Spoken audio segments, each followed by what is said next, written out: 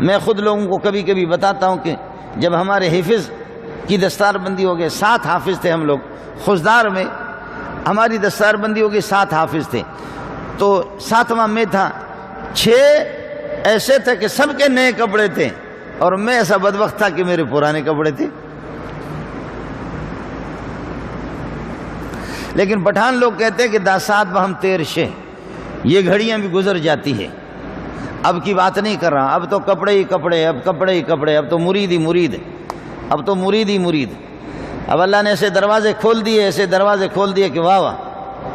وہ سلسلہ نہیں ہے، لیکن اس وقت کی بات کر رہا ہوں جہاں آپ کا کیا خیال ہے، 1000 کا مجمع ہو، 2000 کا مجمع ہو، 3000 کا مجمع ہو، جلسہ ہو رہا ہو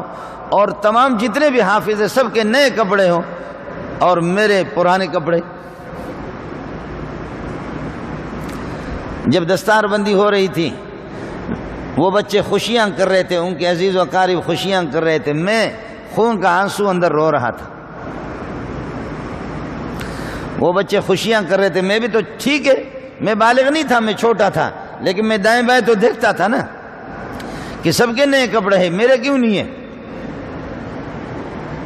وہ گھڑیاں آج تک بھی مجھے یاد ہیں، آج تک بھی مجھے وہ یاد آتے ہیں، تو سبحان اللہ لوگوں کے سامنے جب بیان کرتا ہوں،